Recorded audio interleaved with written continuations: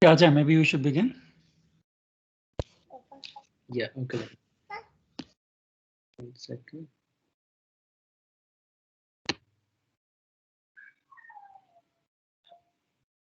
Hi, good evening, everyone. I welcome you to the another session of Network Seminar Series hosted by Center for Network Intelligence at Robert Bosch Centre for Cyber Physical Systems, IISc. Today's talk is by Rooji Jinan, and she'll be talking on low latency replicated storage or memory constrained servers.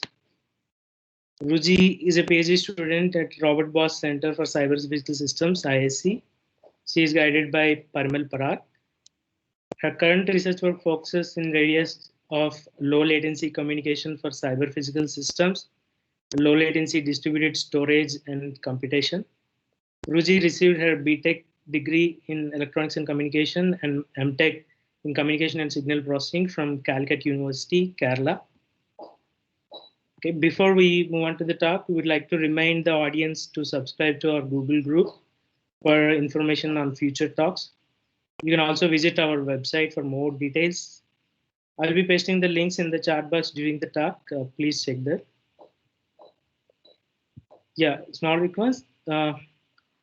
Audience, please keep your microphones on silent for the duration of the talk. If there are any questions, raise your hand and post it in the chat window. Okay, over to you, Rooji. So what? One second, Ajay. So if she might not be able to watch the window while she's speaking, would you be moderating the questions? Yeah, sure. Yeah. Thanks. Yeah, thank you, Ajay. Thanks for the introduction. So maybe I will share my screen.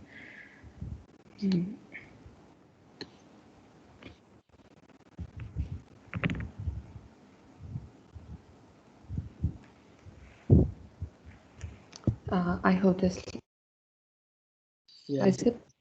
Yeah. Anyone is visible? Yes. Okay. Yeah. Thanks. So, hello everyone. So today I am going to talk about our recent work on low latency replication coded storage over memory constrained servers. So this is a joint work with Ajay Barida, who's also here, and Professors Pradeep Savepalli and Parimal Parag. So let's get into the talk. So this talk concentrates on coding in distributed storage for the purpose of lowering file download times. We know that many of the everyday applications that we use like YouTube, Netflix, all these things use distributed storage systems in the data centers. So in distributed storage systems, we have data which is stored on multiple servers in a distributed manner. So first, let us look at the storage model that we have adopted here. So the file which we need to store, that we assume that we are dividing it into V fragments prior to download, and they are encoded into VR encoded fragments. So this is similar to the N, K error correcting codes that you may know of. So there we have K-length message bits, which is going to get encoded into N-length code words. So here we have V fragments, V file fragments that is going to get encoded into VR encoded file fragments. Now this VR encoded fragments are going to get stored on a system with B servers, where each server has a capacity to store alpha V fragments each. So here in the pictures, we have some examples for a half-4 storage, where we have 4 servers each, and each server has the capacity to store half the fraction of a file. In the first picture, you can see that a file is divided into 2 fragments, A1 and A2, and they are coded using a simple replication coding. That is, the fragments are simply replicated, and they are placed on these servers. In the second and third picture, you can see that the file is fragmented more finely. So we have 4 fragments, A11, A12, A21, and A22, and they are stored on a half-4 storage system. But in the second and third picture, the difference is in the way these fragments are stored. The third arrangement will allow multiple copies of the same fragment to be served parallelly by two servers, because these multiple replicas are stored on different servers, unlike in the second arrangement. So this might be beneficial from the perspective of minimizing the download time. This will give us some gains from this parallelization.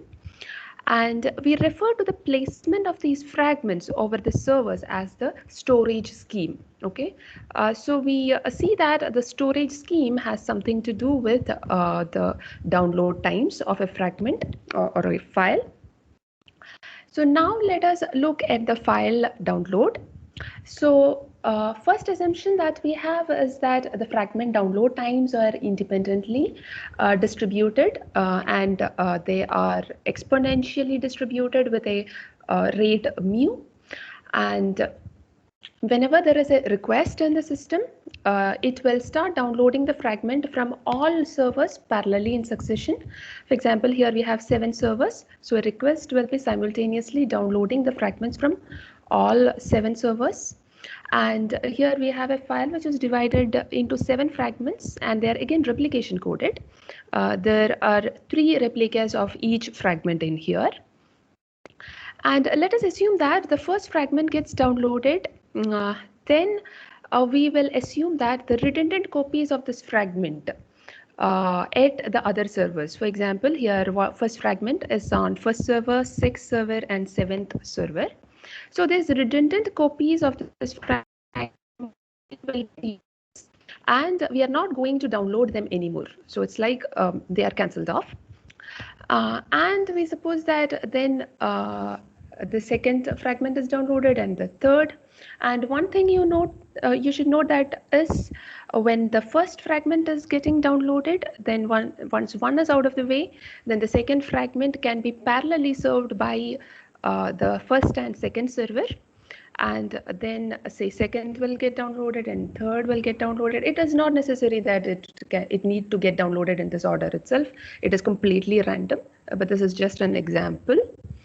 Now I would like to introduce a very important parameter, that is the number of useful servers after nth download. Okay.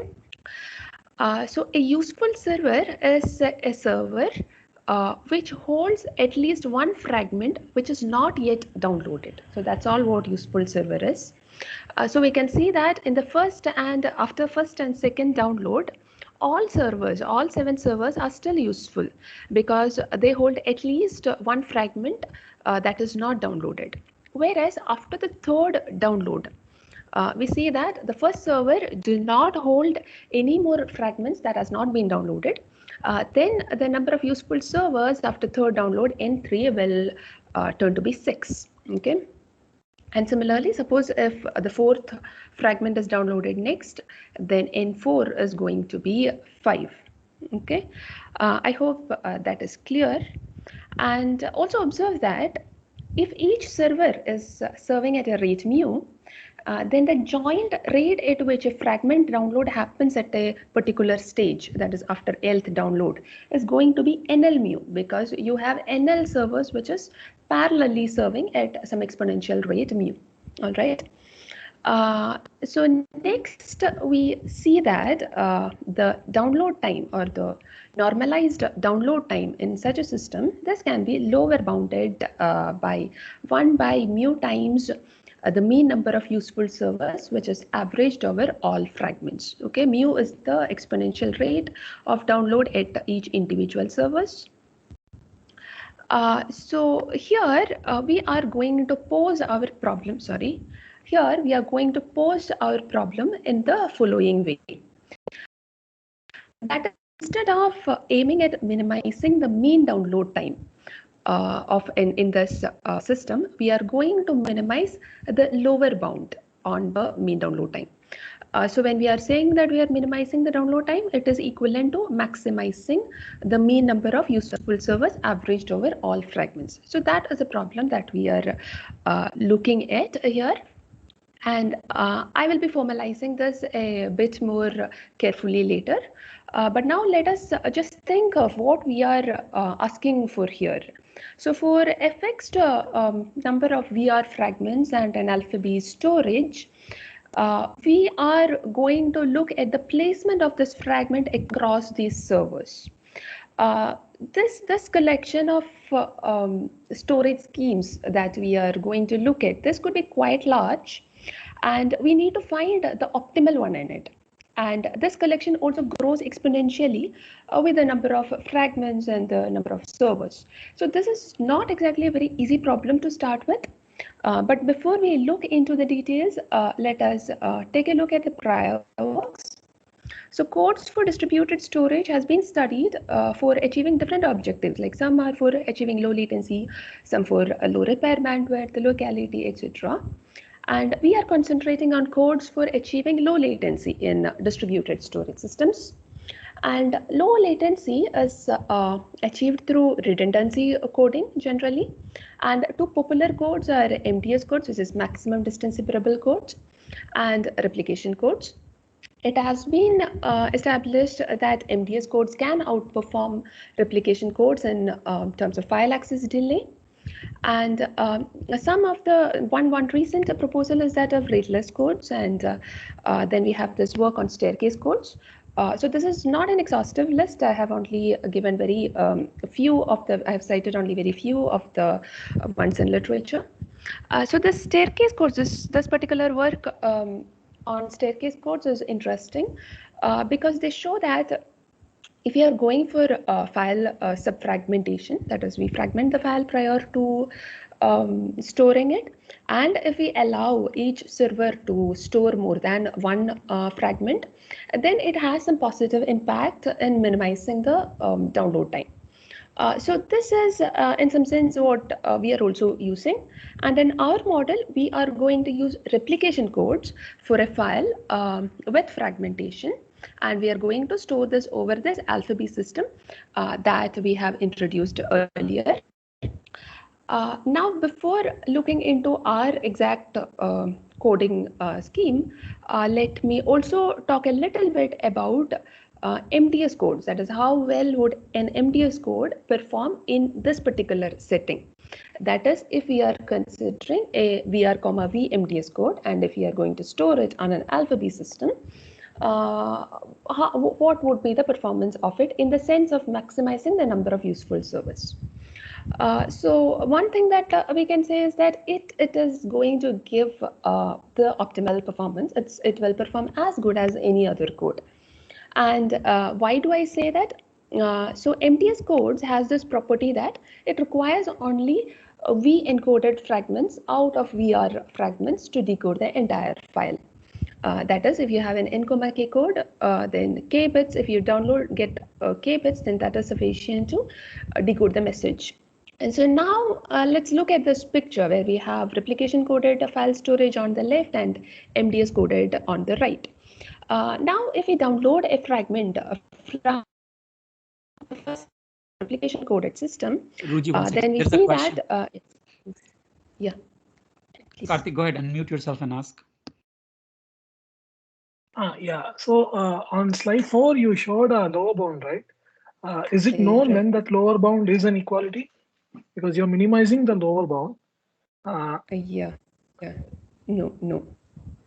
We have not, no, we don't know like how tight that lower bound is.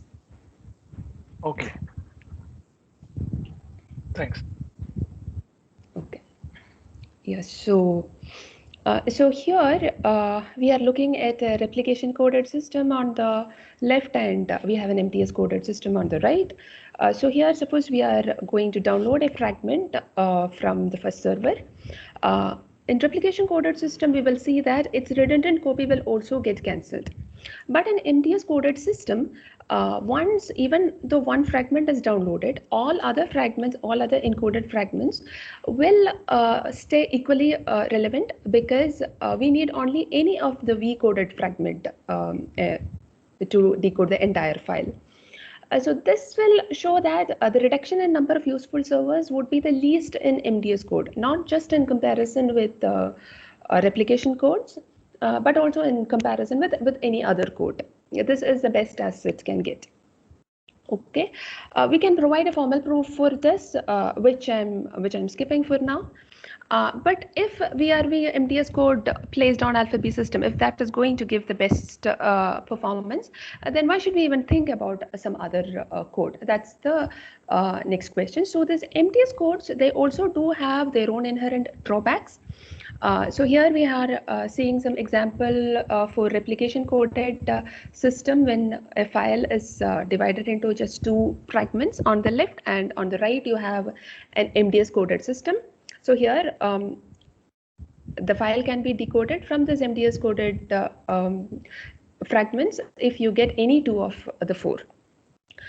So here one disadvantage is the encoding and decoding complexity. So this decoding complexity might also contribute to latency. And secondly, suppose if the file size keeps changing, for example, suppose you need to scale up the system and there is a new subfragment coming in, say A3. In replication codes, all what you have to do is that just take this new fragment A3 and replicate and just append it along with the existing storage. But in MTS, that is not the case. You will have to take all these fragments A1, A2, A3. You might have to dismantle the current encoding and then encode it again. And also another thing is that MTS code requires the alphabet size of the underlying field to be large, putting some constraints on the size of each fragment. And replication codes are free from all these issues, which is why we would like to prefer replication codes over MTS codes. And let me now introduce our replication coded storage that we are using. So we call it to be the AlphaVia replication coded storage. So here we have an example of a system with 7 servers. So B is equal to 7. And we have a file which is divided into 7 fragments. So V is equal to 7. And each fragment is replicated with a replication factor R is equal to 3. And if you look at the fraction of file storage per server, then that is 3 fragments out of 7 fragments. So alpha is equal to 3 by 7. So this is a 3 by 7, 7,3 replication coded storage. All right. Another thing to note here is that here the number of encoded fragments that we have, that is the VR fragments, this equals the entire capacity of this alpha B system. So VR is the total number of fragments that it can store. Okay, and let me also introduce two other terms: the fragment set and occupancy set. So fragment sets are defined for each server. So for a particular server B, fragment set simply refers to the number of fragments, the set of fragments which is stored on that particular server.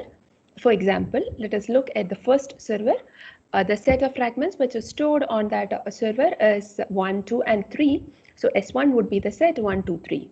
And similarly, S2 will be the set 2, 3, 4, and so on. And next is occupancy set. So occupancy set is going to be defined for each fragment. So fragment set is defined for each server and occupancy set is for each fragment. So occupancy for a fragment V refers to the set of servers which is hosting that particular fragment. Now, for example, if you look at the fragment 1, it is stored on the servers 1, 6, and 7. So Phi1 will be equal to 1, 6, 7. Similarly, Phi2 will be equal to 1, 2, and 7. Okay, because they are the servers which store the fragment 2. All right. So another thing to notice is that we already defined that the storage scheme is all about which fragments are stored on which servers. So in order to define our entire storage scheme, it is just sufficient to give away the fragment sets or the occupancy sets. So these sets completely defines the storage scheme. So here we have this proper definition for our AlphaVia replication coded storage on simple. So this is the collection of these storage schemes such that every server is storing alpha V fragments each, and alpha is equal to r by b. So this condition alpha equal to r by b simply means that the total number of encoded fragments will entirely fill up the capacity of that storage system. That's all it means. Now the most formal way to state this problem is find a storage scheme among this alpha via replication coded storage ensemble which would maximize the mean number of useful servers averaged over all fragments. All right. Now, before going into the solution, let me just introduce two different types of alpha via replication coded storage. The first one is completely utilizing, and we have an example on the left. So a completely utilizing alpha via coded storage scheme is the one where no fragment is repeated on a particular server. On the other hand, on right, you have what we call as underutilizing storage scheme, where we can see that fragments are repeated on the same server. So we refer to it as underutilizing since it is not exactly making use of the entire parallelization gains that the system can offer. So yeah, hence we call them underutilizing. Now let me talk about an upper bound on this number of useful servers. So this is a very simple thing. In the beginning stage of the downloads, that is when we have downloaded only very few fragments, then we would expect the number of useful servers to stay at the total number of servers itself, that is at B. Because you have downloaded only like very few fragments, as you can see in the first and second picture. If you have not downloaded many fragments, then Rooji, can I interrupt you for a second? Yes. There's a question by Professor Joy Green. Professor, maybe you want to unmute yourself and ask the question. Yes, Rooji, just a question about the expectation NL that you wrote. What is the source of randomness here in this system? So here the download is random. That is so you do not have any control over what exactly is the download sequence. We have exponential download times. The exponential download times are one factor, and you do not know what the sequence in which downloads will be asked for. Both of them. Yeah. So in fact, if we have a particular so this number of useful servers is going to depend upon the order in which the fragments are going to get downloaded, right, in a storage scheme. So as the order of download is changing, the number of useful servers at each stage, that is also going to change. Right. Okay. So there is a dependency on this order of download, which is again going to be dependent on the random exponential time and things. Okay. Yeah, but do you know? So if there are certain number of files stored, then it may happen that not all of them are downloaded, or some part of them, some files. Now, what I'm trying to understand is, do we know that all of these files which are stored are going to get downloaded, or even that is not clear? We need to decode the entire file. So this download process continues until we download all distinct fragments of the file. Okay. Okay. So before that, we are not going to quit. All right. So basically, there is one file with V fragments, and we need to download all of them. Right. And only then can we decode the file. Okay. Right. All right. Fine. Thank you. Okay. Yeah. Before you proceed, can I ask one question? Yes, sure. So in this, do you assume that there can be only one download of every fragment? As in, is it possible that there are multiple read requests going to multiple servers, and the first one that gets serviced succeeds, and the rest of it is through mode? I actually could not hear it properly. Your voice is breaking, Preetham. Okay, just a minute. Yeah, so I was asking whether there are a client can launch multiple parallel downloads from different servers. Is it possible?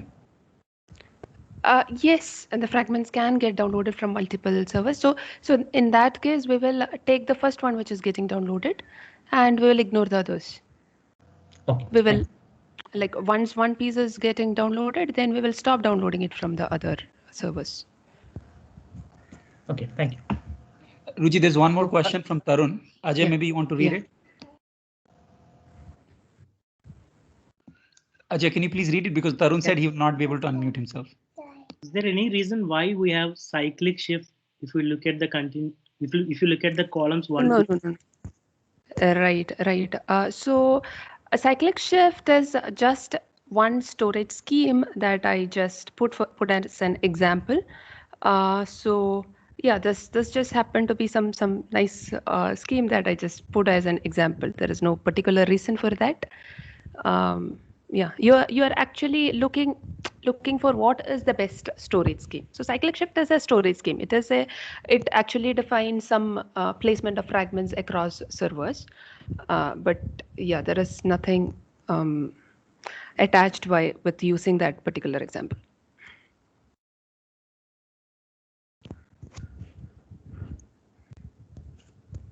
Yeah, Rooji, one last question before you can proceed. Yeah. So are you assuming that there is a process with which jobs are coming in and then they're queued up so that these files are downloaded one after the other, or you always have a job who wants the file to be downloaded and you're finding this upper bound on its download time?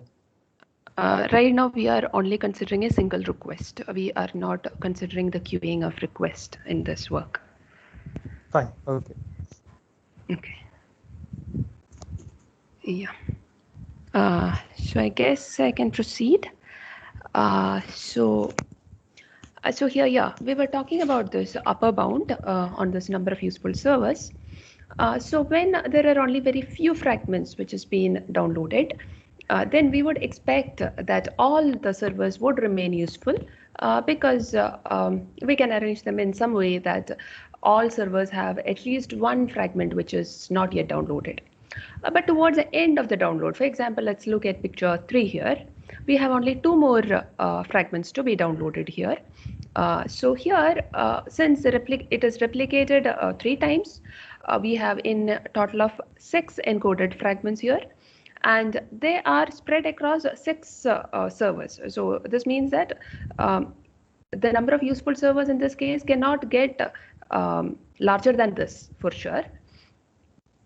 So now if you are going to download any one of these fragments, say 1 or 4, the number of useful servers is going to get reduced by a factor of R, which is a replication factor. So here it will get reduced by 3.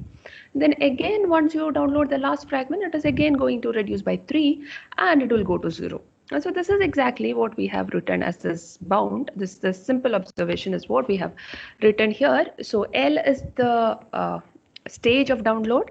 So in the initial stages, we will have NL bounded by B, and at a later stage, we can see that it is reducing by a factor of R. And it is the same equation which has been written in some other fashion on the right.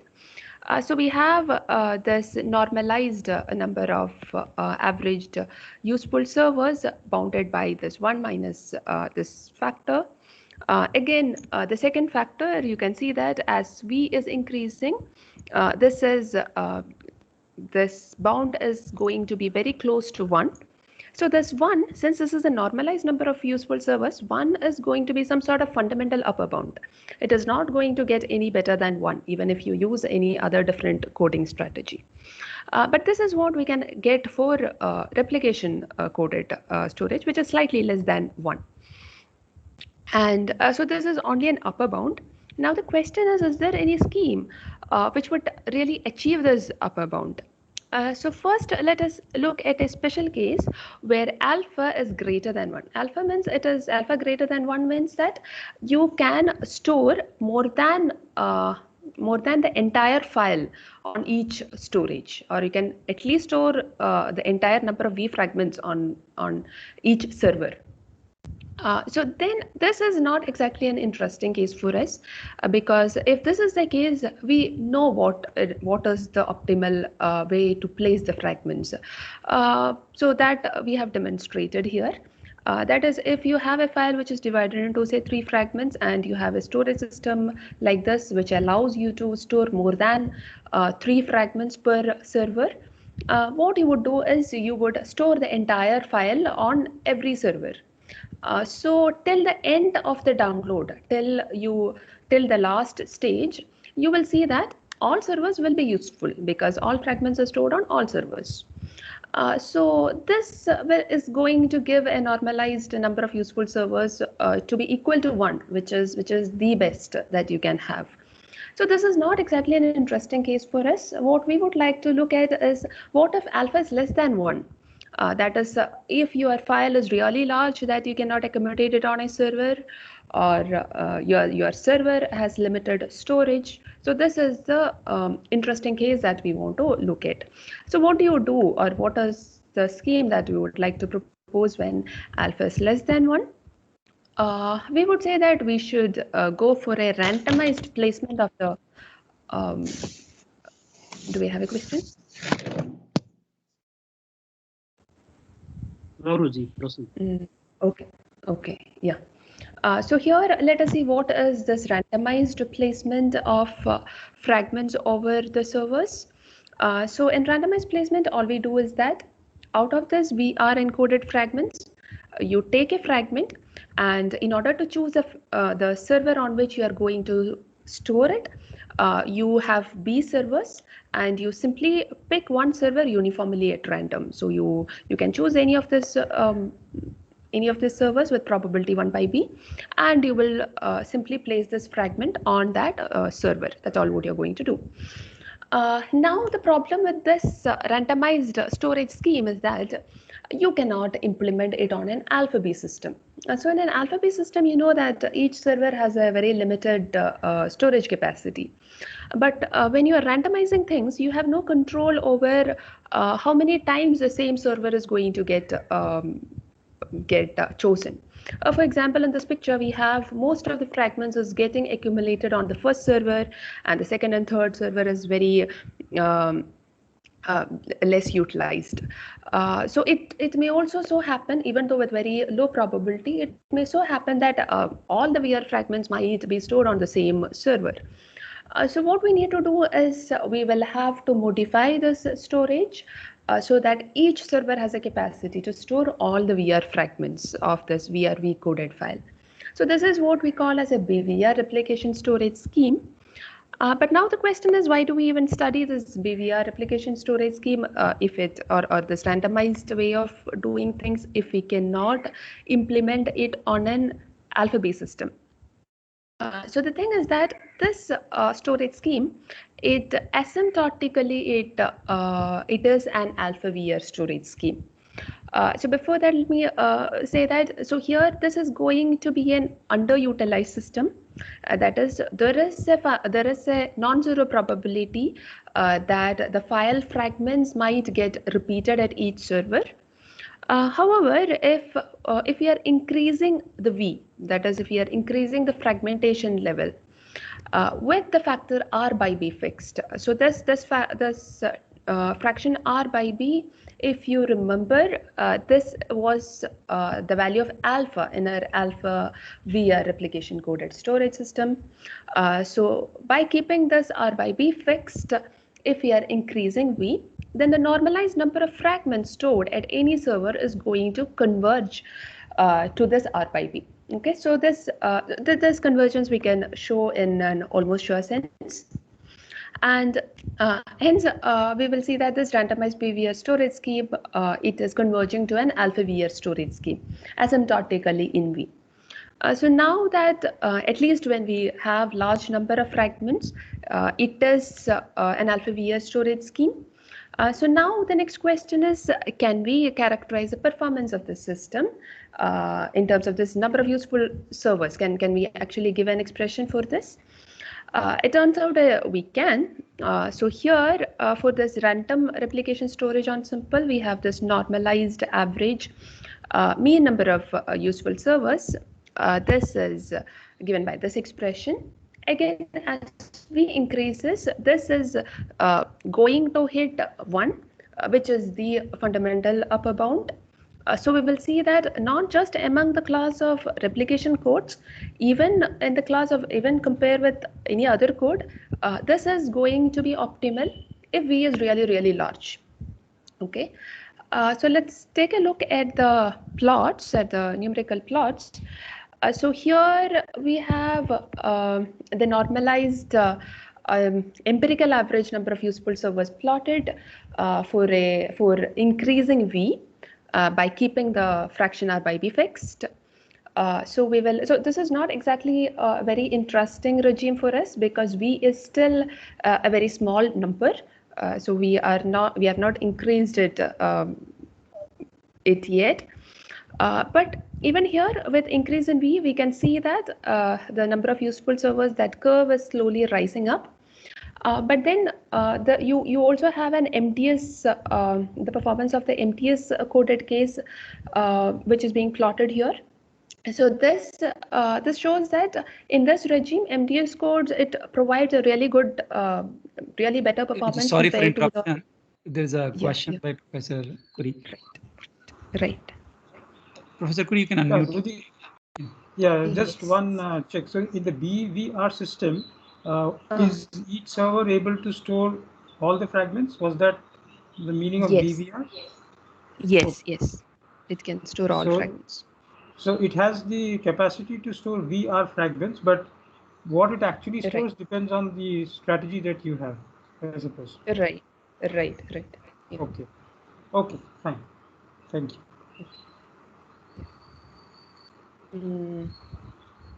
Yeah, so are there any more questions? Okay, so maybe I'll continue. So here we see that as V is increasing, the performance is getting better for random replication code, but it is still far away from the performance that MTS codes can offer. Next, we see the performance for a very high V regime. So we are increasing the number of fragments here. So here the solid curve is for the actual performance of the random replication, and the dashed curve is for the upper bound. And finally, we have one curve for MTS coded also.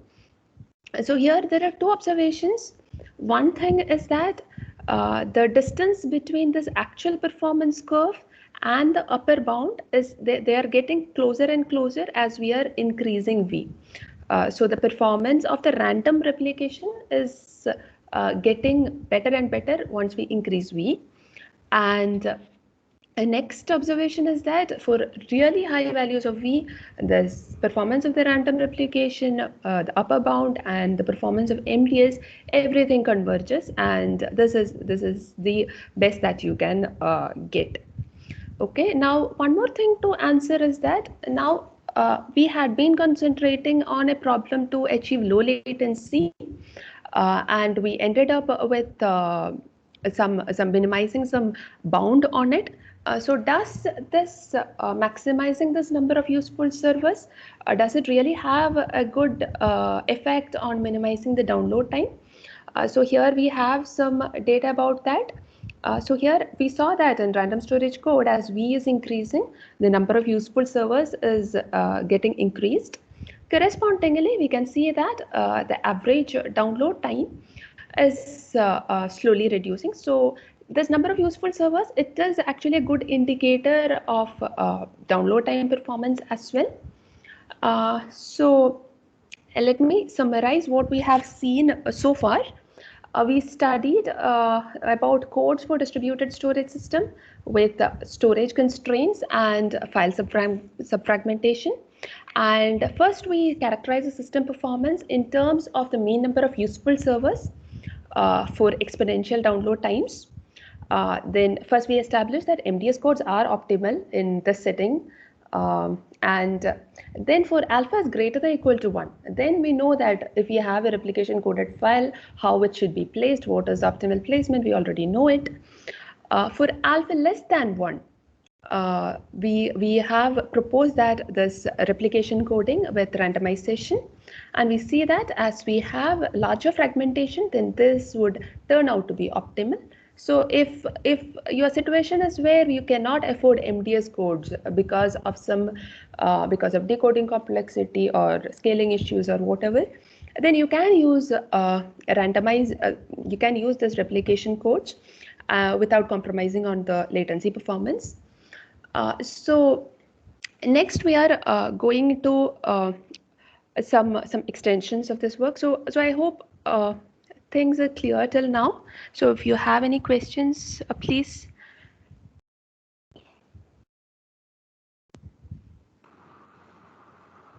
So just one observation.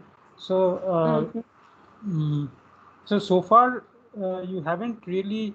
So what you have examined is a random coding kind of strategy in which each fragment is placed probabilistically, and you're showing that if the number of fragments increases, then that kind of strategy is optimal. But you probably you will look at it, you look at a finite number of fragments case now. Right. See if there is anything. That's where we are going. Yes. Okay. All right. So, Rooji, before you go, there's a question from Rawad. Rawad, please unmute yourself and ask.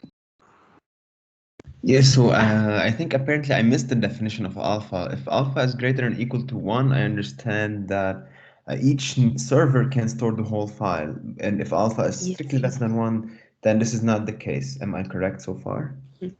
Yes, right. Then what I caught from the last 2 slides, I'm not sure, I don't know what I misunderstood, but I understood that each server can still store the whole file.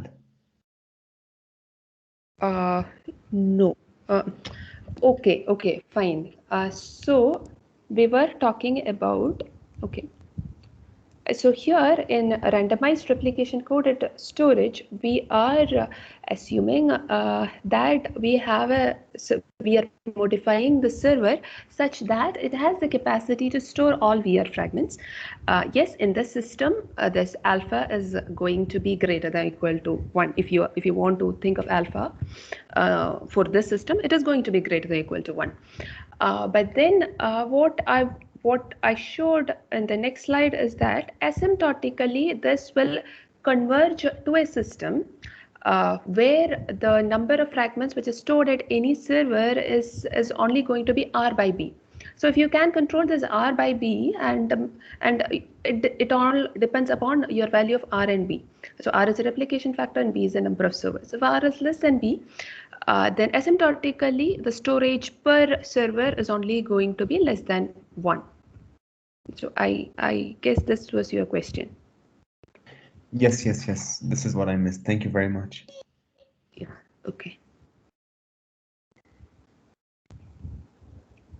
So maybe I'll go to the next part.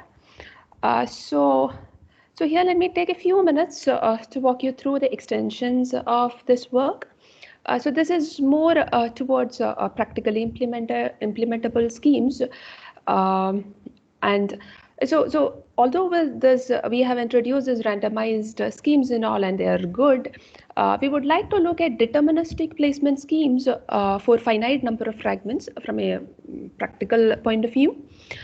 So then when we are looking at this deterministic placement, another question that comes in here is, will the access order of the fragments stored on each server play a role in the download time of the file?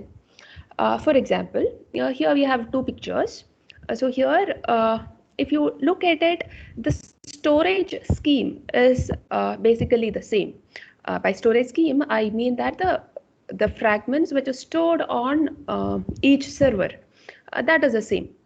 But the difference is that on the left, we can have this fragment 1 is being, so at the first download, we have, so we call this access ordering, or this ordering the access of fragments across this servers, as the problem of scheduling. So we are assuming that there is a scheduler that is going to give you the access order. So in these two pictures, what is different is the way it is being scheduled. So on the left, the fragment 1 is scheduled for service parallelly by 3 servers. But on right, you will see that the scheduler has scheduled 4 different or distinct fragments at 4 different servers. So the question is, will this have an effect on the download time? And the answer is yes. So then the question, the most general version of this question should be to find the storage scheme in an alpha-view replication storage on simple along with the scheduling policy, which is restricted to the storage scheme, which would maximize the average mean number of useful servers. Okay. So now again, finding this exact placement or scheduling strategy, it could again be very difficult. This is again going to be a combinatorial problem where you have a huge collection of placement and a huge collection of this placement, this access order. So what we were concentrating on was whether we can provide some insights on some desirable properties of a good placement strategy or a good placement scheme. So here in this, for this purpose, we are introducing 2 new parameters, some overlap parameters. So maximum overlap between fragment sets and maximum overlap between occupancy sets. So these are very simple. So fragment set, let me remind you, it is the set of fragments which is stored on each server. That's a fragment set for each server. So maximum overlap between fragment sets means it is a maximum intersection that you can have between the fragment sets on these servers in a storage scheme. So for example, here we have a very simple example where the fragment sets at each server is the same. They're all storing the same set of fragments.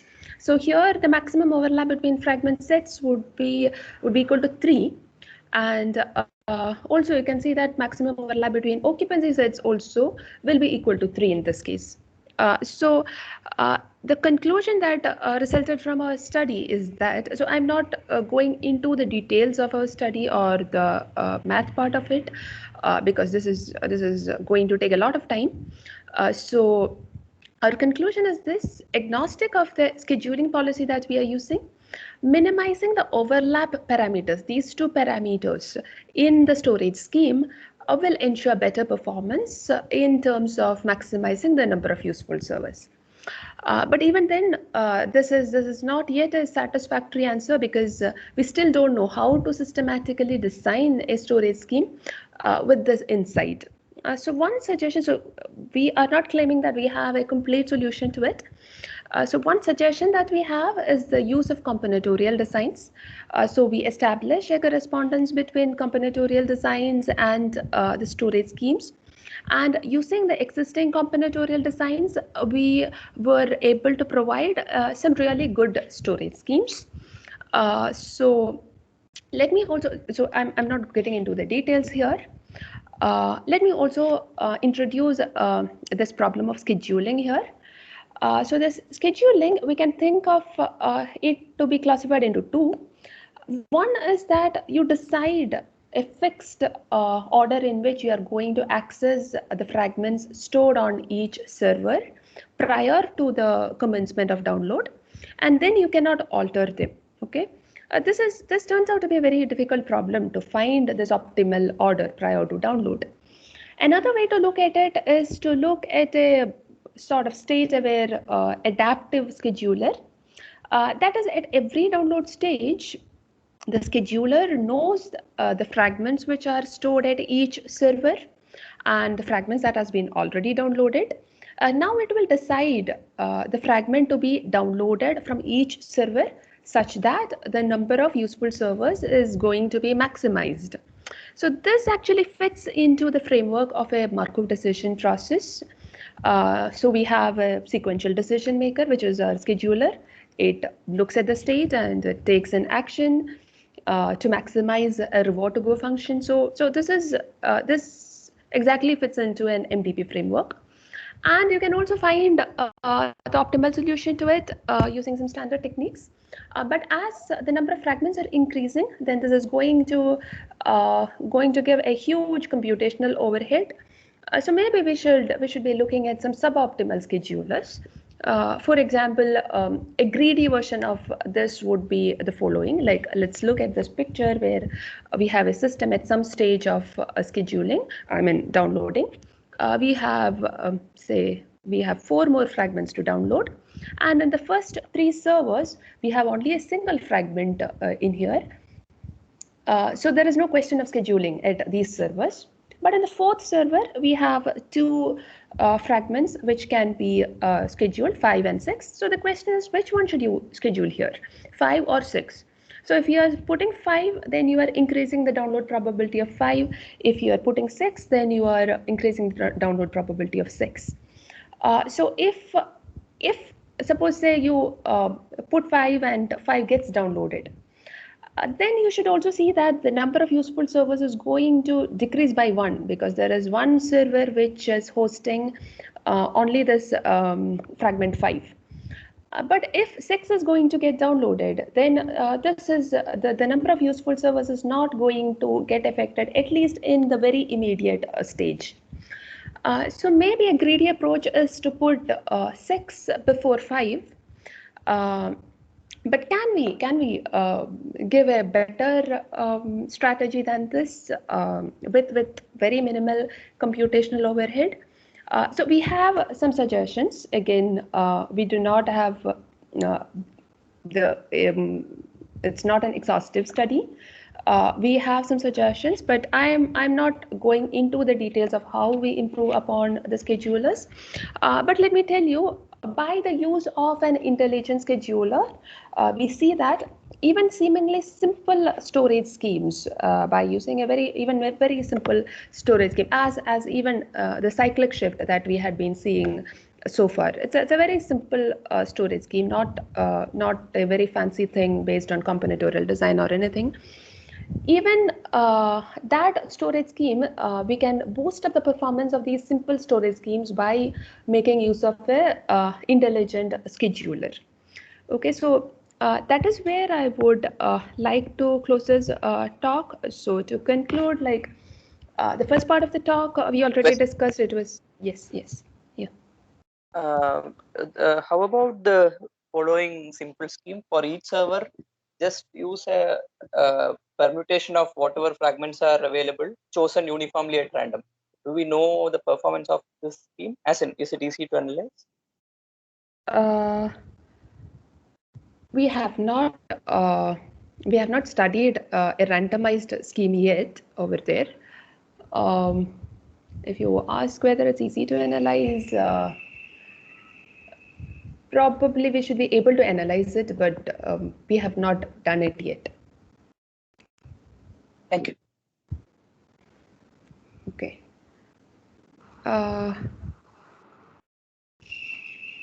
Yeah, any more questions? So yes, Rooji, one question. Yeah. Sorry. Okay, yeah, so I was thinking about that cyclic shift strategy that you had.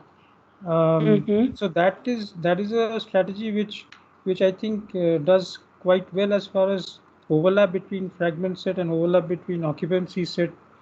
Those two metrics are concerned. So, do you know if that is a good strategy to follow? It is not that great, because the overlap, the maximum overlap parameter, I would say it's equal to r minus 1 there. The maximum overlap between the fragment set will be equal to the replication factor minus 1. Okay. So this, we cannot say that we can actually design schemes with overlap parameter which is as small as 1. So if this R is big, then we cannot say that it's a really great, it will give a great performance. But we have studied that scheme in detail, and it turns out that the performance is not that great. But we have studied it along with a scheduler also, which will help in boosting up the performance of it. Okay, great. Thank you. Thank you. Very nice talk. Yeah. Thank you, sir. So yeah, here we have. Yes, please. One more question, please.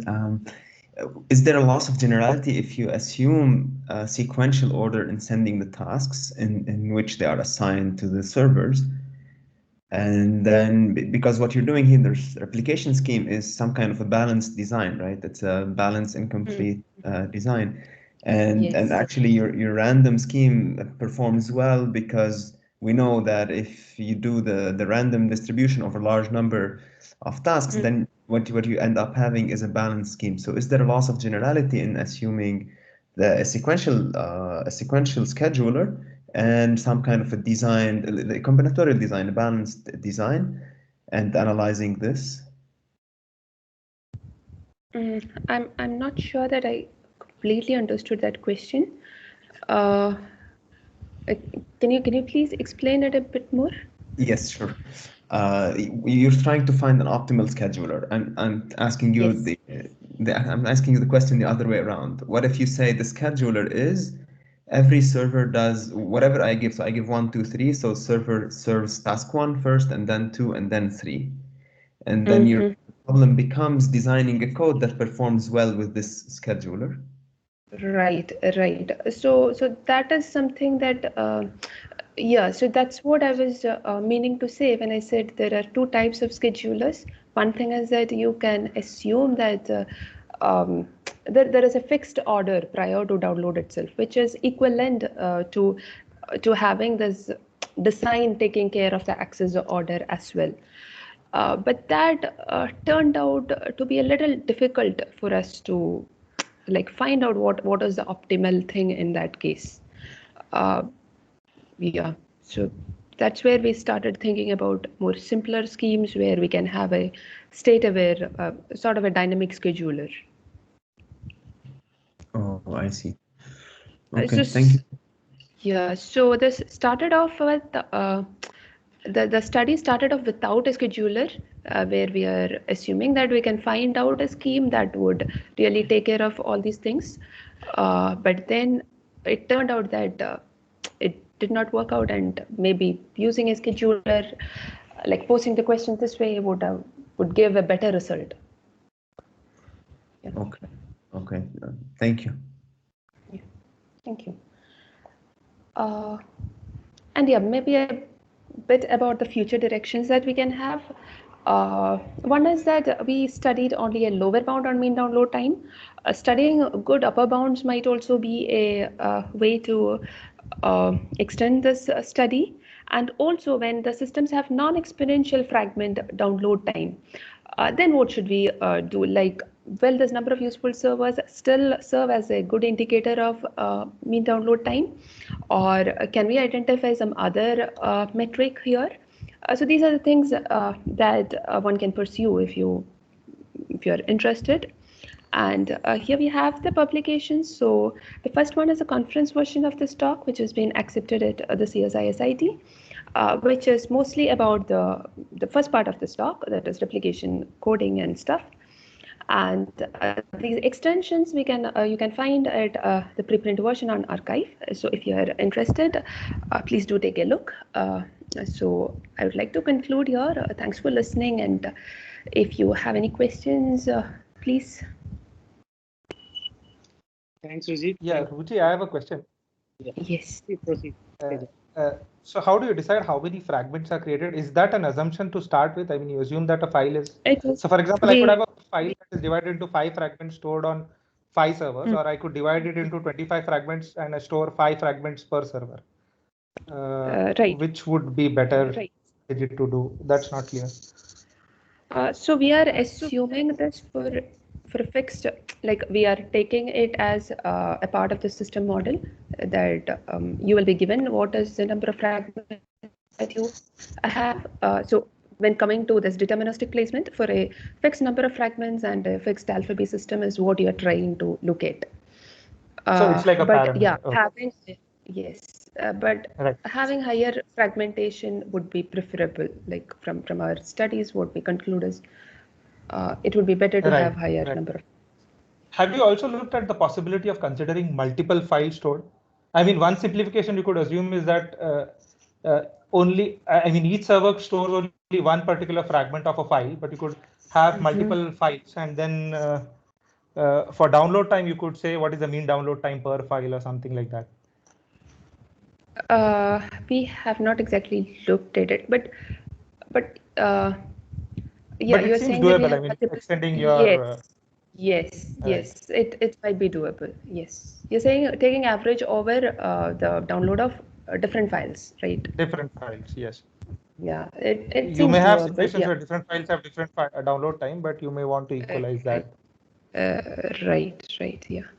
But we have not looked at it yet. Right, because what prompted my attention was that you could have multiple fragments of a file stored on a single server. I mean, I could treat these different fragments belonging to different files and do the same kind of an analysis. Yes. Assuming that every file is just only one fragment of a file is stored on a server. Assuming that.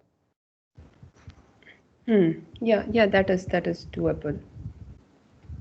Okay.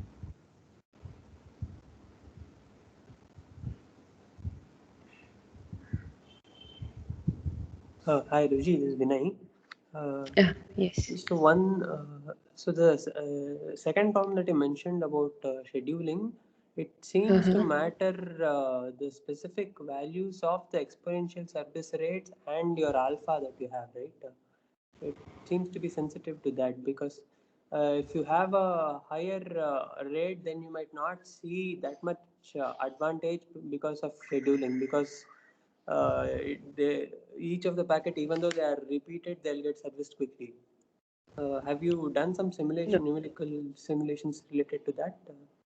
I do not exactly understand the point, but we have not exactly looked at this setting, but I would like to get more clarification on what you are saying. Okay, so what I feel is the relative difference between, the relative values of the exponential service rate. I think you had mu, you call it mu, and the alpha parameter that you have. Yes. I think, if the exponent, I think the advantage is mostly because you'll be serving the same fragment on multiple servers, which is why you'll get the advantage.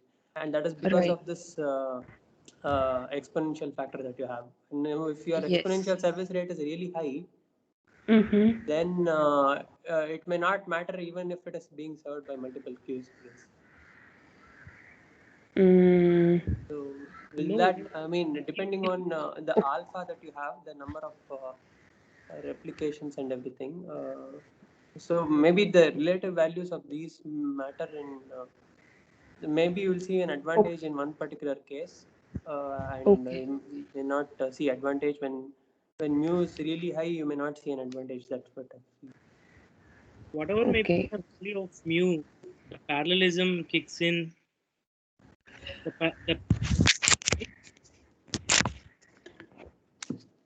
The observation that she presented will be same, because the same multiplying factor of NIL will be there, whatever may be the value of mu or service rate for the fragment. Okay. Yes, I too feel the same, because we have there is of course some parallelization gain, right? Whatever is the rate at which it is serving, once you parallelize, compare to parallelization and just serving it in serial, it has got to have some advantage, right? Okay.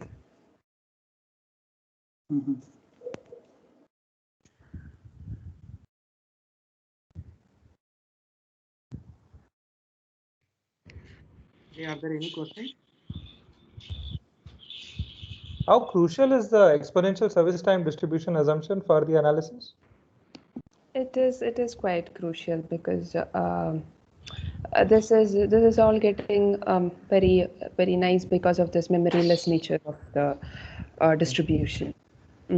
Otherwise, yeah, even that we are able to bound it by this NL thing, this download time being from that step onwards, it is important to have this memory. So I think I would like to add here. I think the whole point of memoryless was distribution was to come up with a combinatorial question, because when people want to do code design, they don't want to worry about the underlying distribution, things like that. So we use it just to convert it to a combinatorial question. So alternative would have been that we don't worry about exponential distribution or anything and start with the trying to maximize the average number of useful servers, right? That could have been one design criterion. What memoryless property shows that gives you sort of a lower bound. I mean, that's the only relation. After that, I think we throw away the memoryless assumption and just work with the combinatorial criterion. This is the number of useful servers, right, Rooji? Right. Yeah. Yes. Okay. So the point is that if there are any distribution which sort of will behave well for this metric which you are taking, right, it will continue to hold good for them. So we have not done simulation, but maybe these things can be checked and verified. Right.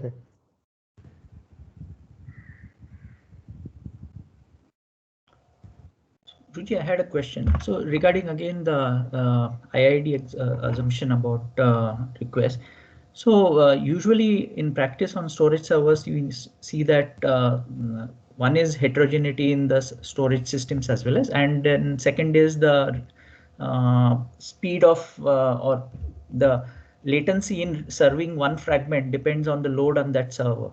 So this will definitely break the IID exponential assumption, right? Can you repeat those points once more? So yes, yeah, please. Yeah, so usually in practice, the servers are having different service times, and also depending on the load on that particular server, you would be seeing delay in servicing these fragments. So that will definitely break your IID assumption, right? Yes, this IID assumption is also actually taken to facilitate the analysis. Without that independence, yeah, it might get very, very difficult. We might run into too many difficulties very soon. So that's why we have that assumption. But practically, yes, there might be some issues with assuming this. Yeah, it might depend upon this background processes which is running on the servers and all these things. You are right there. Okay, thank you.